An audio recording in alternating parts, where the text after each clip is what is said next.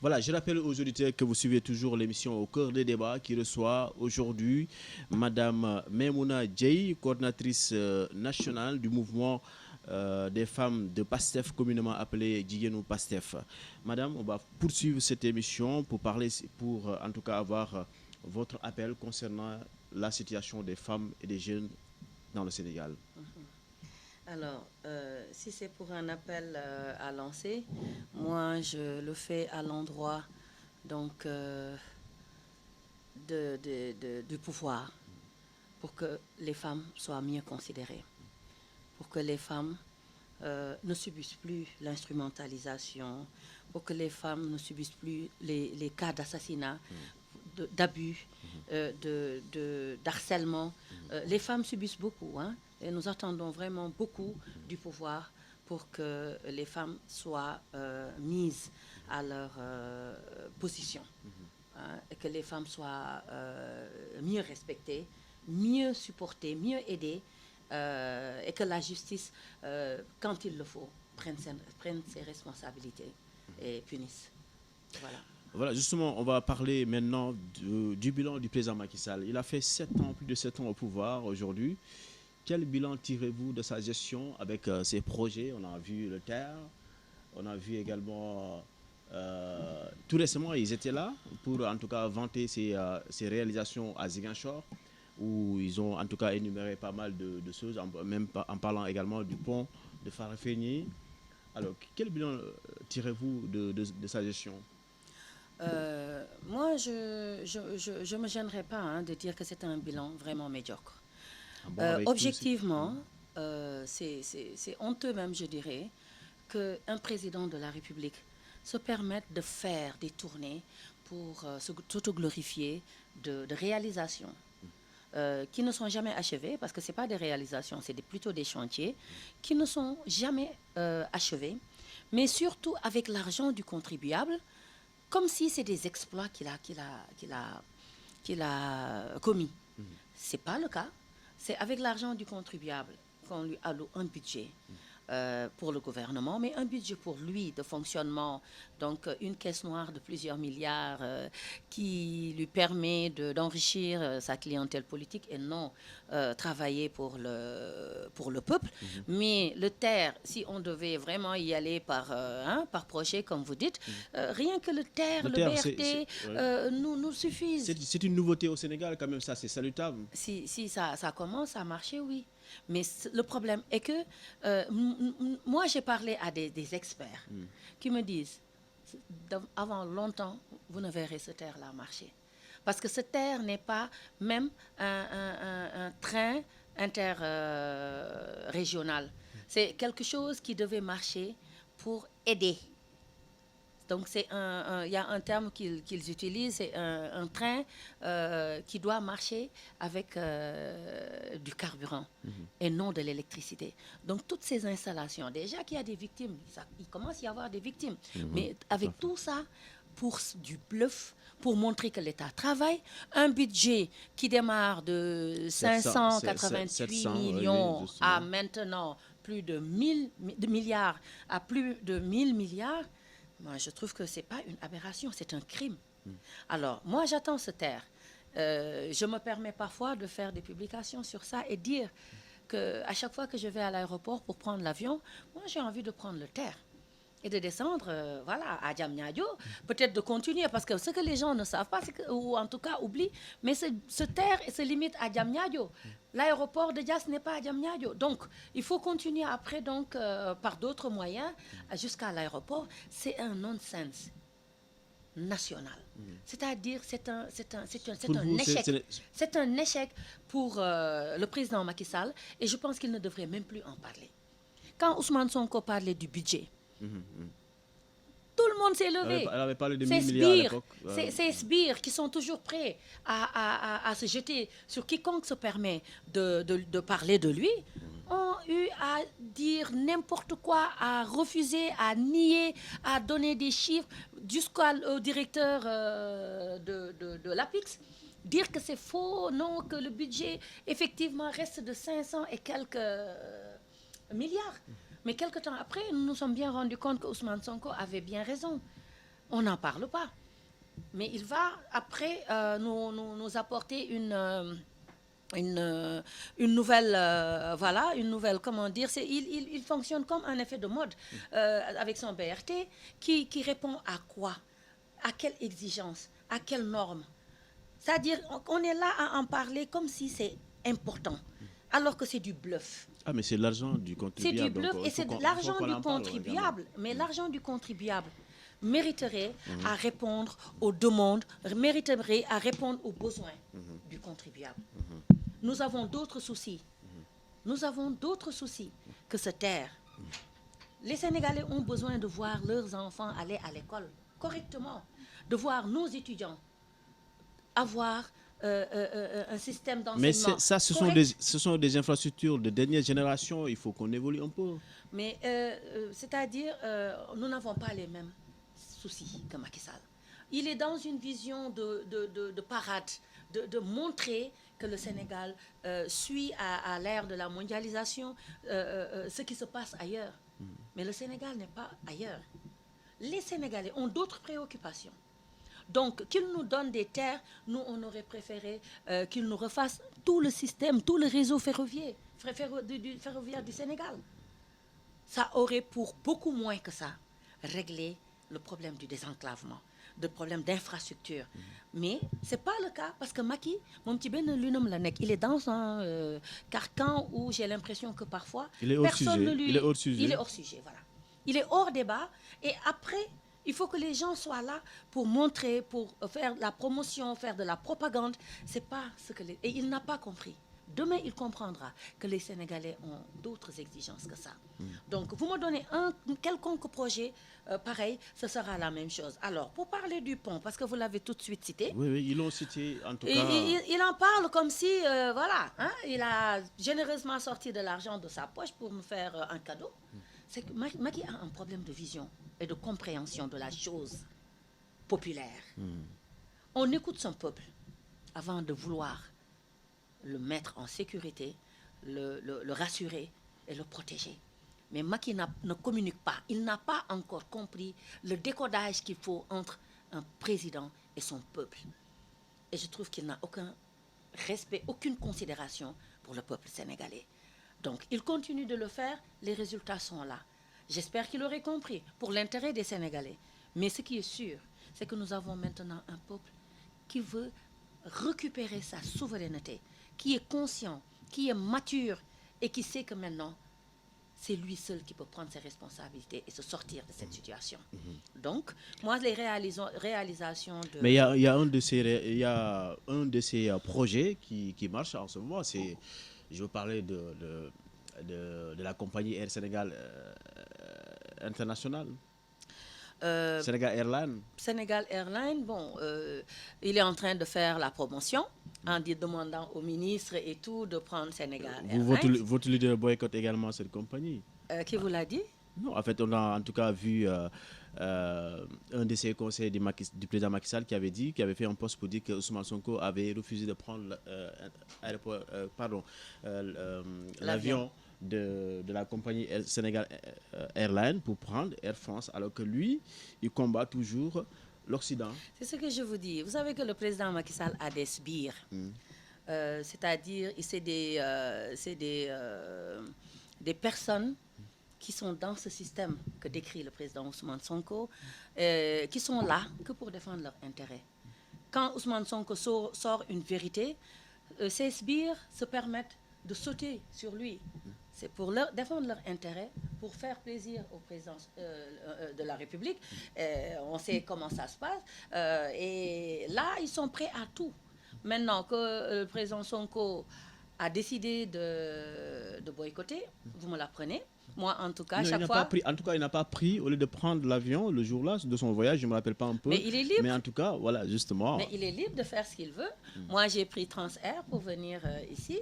Il m'arrivait de prendre Air Sénégal avant. Bon, depuis qu'ils sont revenus, je n'ai pas eu l'opportunité. Mais tout un chacun est libre de... Ouais. Ah non, il est plus que pertinent. Seulement, j'ose espérer que ce sera pour cette fois-ci le bon coup. Parce que Air Sénégal n'est pas à son premier coup. ils ont eu à, je crois, à vendre, racheter des actions. Et là, actuellement, je pense que si ça marche, ce sera quand même un grand coup, pas seulement pour le Sénégal, mais toute la desserte sous-régionale. Voilà. Mais il faudrait que ce soit géré. Ça, c'est un gros problème du Sénégal. Que ce soit géré donc voilà, convenablement. On va parler toujours des réalisations du président Macky Sall et ses projets. Ah. Vous êtes responsable des femmes. On va parler cette fois-ci des bourses sociales. En tout cas, ici également en Casamance, ces responsables ont parlé de réussite. Avec les bourses sociales? Oui.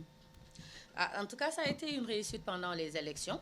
Parce que s'il y a un argument qu'on doit donner pour dire que Macky a encore maté le peuple, c'était avec les bourses sociales. Ah bon? Oui. Pensez avec ça, il a pu détourner. Grâce à, pas à ça seulement, mais ça, c'était aussi un outil qu'ils ont utilisé.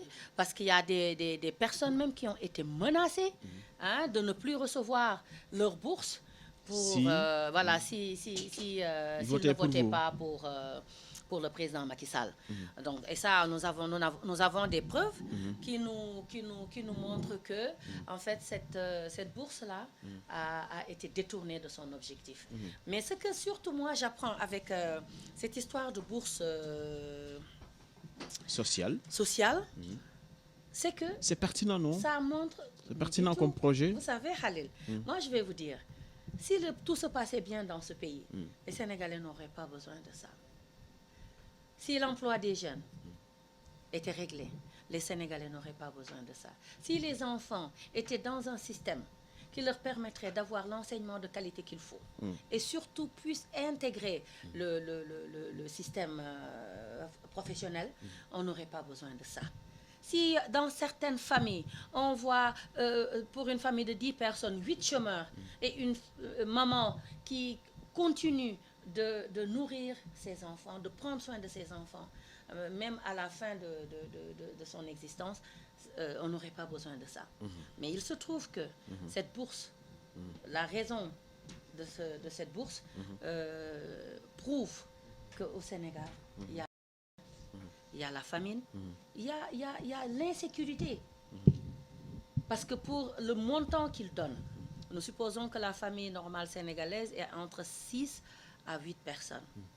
Mais pour le montant que ça donne, ça revient peut-être à chaque jour 80 francs par Sénégalais. Qu'est-ce que ça peut régler? Avant même que la bourse ne soit perçue, on sait où est-ce qu'on va la mettre. Ça règle ou une facture, ou une partie de facture, ou une dette. Mais le jour même, les gens ne mangent pas de cet argent-là. Donc ça veut dire quoi? Ça veut dire que Macky n'a pas de vision. C'est ce que je vous dis et je vous le répète. Parce que si on le fait cette année pour dire que qu'ils vont encore augmenter, ça veut dire qu'on est passé d'un nombre à un autre. Et ça prouve que la pauvreté continue dans ce pays. Ouais. Donc, c'est du bluff. Ils en font, comme je disais tantôt, les avantages politiques pour la clientèle politique, la bourse familiale et d'autres encore, les marchés gré à gré qui passent. Il y a beaucoup de choses qui se font pour tout simplement entretenir cette clientèle politique. Donc, ça ne veut rien dire pour nous. Au contraire, cet argent aurait pu servir à faire autre chose. Mais il a d'autres préoccupations qui le concernent lui et son clan.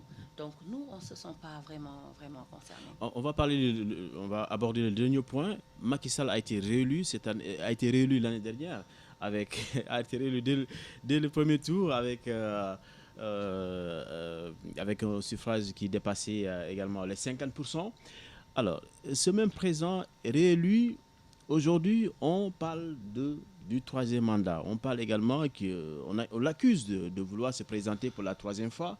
Et surtout, ces accusations viennent souvent de votre formation politique. Est-ce que c'était juste une accusation gratuite ou bien vous avez des preuves? Non, là, vous faites erreur parce que ce n'est pas l'organisation politique PASTEF qui en a parlé. Nous, on répond. Et c'est là que vous avez le don. Vous avez le don de faire parler les gens. Parce que si vous me dites que voilà, il est passé aux élections avec Oui, mais ça c'est une réalité. un taux de 58%, Oui. c'est pour me provoquer, me pousser à donner mon avis. Ce que je ne me gênerais pas de faire. Oui. Parce que nous restons convaincus que Macky n'a pas gagné les élections. Ah bon? Nous restons convaincus que Macky a plutôt fait du hold-up électoral. Voilà. Mais le coup est passé et le jeu en valait la chandelle. On a préféré ne pas manifester ou faire sortir nos enfants pour quelque chose qui était déjà voué à l'échec. Et c'était la faute des Sénégalais. C'est les Sénégalais qui ont permis à Macky Sall de réussir son coup. Voilà. Donc, nous maintenons ça. Et d'ailleurs, c'est pour ça que nous avons sur le troisième mandat, refusé de participer à son dialogue qui n'est que farfelu, un dialogue qui n'est que mascarade, parce que ça ne concerne pas vraiment les Sénégalais. Il veut justifier. Si tout se passait bien, s'il avait un bon score, qu'il soit sûr qu'il a gagné le suffrage universel, il n'aurait pas créé ce dialogue qui n'a pas sa raison d'exister. Mais c'est bon, dans un pays quand même qui évolue, qu'on dialogue un peu. Mais on dialogue quand il y a des problèmes, quand il y a des divergences. On dialogue quand tout ne va pas bien. Et il confirme qu'il n'a pas gagné les élections. Alors, mais sur le plan politique, Pastef est dedans et dans tout le processus parce que ça concerne notre combat. Donc nous y assistons, nous y participons même parce que il faudrait que les partis politiques s'impliquent dans tout ce qui est processus électoral. Et encore une fois, si on ne fait pas attention, il va essayer de faire ce qu'il a déjà réussi. Mais ça ne marchera pas à ce Le troisième mandat, vous êtes prêt à faire face? Nous, on n'a pas encore entendu parler de troisième mandat oui, parce de la part du président lui-même. Oui, parce qu'on a vu il a limogé, il a même limogé des personnes qui ont osé commencer. Alors nous, on attend qu'il en parle. Mais moi, personnellement, je reste convaincu que Macky Sall n'osera pas nous parler de troisième mandat. Voilà. Ah bon? Ouais. Vous pensez que c'est des paroles, des accusations gratuites? Non, il tâte le pouls. Ouais. Voilà, on va tout simplement boucler cette édition. C'est juste avec une question d'actualité nationale, également sur une question d'économie au Sénégal concernant le franc CFA. Comment vous voyez ça? On parle également du passage du franc CFA vers l'éco. Alors, moi, ce que j'ai à dire par rapport à ça, c'est que nous n'avons pas les leaders qu'il nous faut pour défendre les intérêts de l'Afrique. Et surtout, donner à l'Afrique sa souveraineté économique, sa souveraineté monétaire. Que ce soit le président Hassan Ouattara, que Macky Sall, nous savons qu'ils sont au service du pouvoir néocolonial. C'est-à-dire la France? La France, bien sûr. Et par rapport à ça, on en est à cette finalité. Mais c'est tout un processus qui a été enclenché avec vraiment tout ce qu'on sait. Mais ce qui est important, c'est que ce soit le franc CFA, que ce soit l'éco, les intérêts des Africains doivent primer dans toute négociation. C'est une ultime tentative encore de diminuer nos intérêts économiques. Mais avant cela, la France-Afrique a toujours existé. Nous voyons des accords de partenariat, on peut citer les accords de partenariat économique qui ont presque mis à genoux notre économie sous-régionale, des multinationales françaises qui ont été primées au détriment de nos sociétés sénégalaises. Et voilà, tout ce qui s'est fait dans ce sens-là pour dire que moi, le problème, il est plus global que dans ce domaine de dire c'est le CFA maintenant qui sera remplacé par l'éco. On ne peut pas discuter de choses aussi importantes, aussi cruciales, sans faire intervenir, participer les Sénégalais. Donc, on sait tout ce qui est derrière. En tout cas, moi, je ne suis pas économiste pour donner un aspect technique, mais ce que je peux dire, c'est que Macky Sall est plutôt là pour défendre les intérêts de la France que les intérêts des Sénégalais. Et par rapport à ça, c'est dommage. C'est dommage qu'on en arrive après 60 ans d'indépendance à ce stade. Donc vous pensez C'est que triste. l'écho, c'est du pareil au même? C'est pire. Pour moi, ce que je vois, c'est que si ça passe et que cette dévaluation masquée dont on parle se réalise, mais ça veut dire que c'est pire. Parce que ce que la France, ce que je vois par contre comme aspect positif, c'est que maintenant, l'argent qui était logé et que voilà, les Français avaient le monopole de garder, tout ça va disparaître. Mais en tout cas, ce que je sais, c'est qu'il est temps que les Sénégalais prennent leurs responsabilités. Il est temps que nous ayons une économie souveraine qui permet de défendre les intérêts des Sénégalais. Parce que s'ils continuent à défendre ce pouvoir néocolonialiste, nous continuerons à subir cette crise que nous sommes en train de subir. Sur tous les plans, dans tous les domaines, le Sénégal est en train d'accuser des tragédies, de vivre des tragédies à cause de ça. C'est-à-dire, les intérêts des Sénégalais sont toujours relégués au second plan. Dans le domaine de la construction, dans le domaine de tout ce qui se passe dans ce pays, ce n'est pas les Sénégalais qui sont acteurs. Nous sommes toujours relégués au second plan. Et il nous faut et c'est de ça qu'on doit parler. Moi, cet aspect technique, je dis, c'est bien, nous maîtrisons, mais ce qui est important, c'est surtout cette conscientisation que les Sénégalais doivent avoir sur la manipulation c'est vrai, que le pouvoir est en train de nos faire. entreprises locales avaient fait des sorties. Mais oui. Et même dans tout ce qui est, comment on appelle ça, appel d'offres, dans tout ce qui est projet, ils préfèrent traiter avec les étrangers, les Blancs, les Marocains maintenant, que plutôt faire travailler les entreprises sénégalaises. Moi, je pense que ce débat doit être un débat national. Il est temps qu'on pense à l'essentiel. Moi, les terres de Macky Sall, j'en parle, mais ça ne m'intéresse pas. Parce que ça ne nous apporte absolument rien. Nous, ce que nous voulons, c'est que l'argent du contribuable serve aux Sénégalais. Ce que nous voulons, c'est quand les intérêts du Sénégal sont en jeu, que nous ayons un leader qui ose, qui ait le courage de dire non aux Français, de dire non aux autres. Je t'aime bien, mais je me préfère. Comme dit le président Ousmane Sonko, nous n'avons rien contre la France, mais nous préférons notre offre sénégalaise. Mais ça ne nous empêchera pas, un jour, s'il y a lieu de le faire, mais de travailler avec d'autres, et pourquoi pas avec d'autres, pas seulement la France, mais d'autres. Il y a l'Asie qui ouvre un nouveau marché qui est colossal et qui s'impose progressivement dans le commerce international.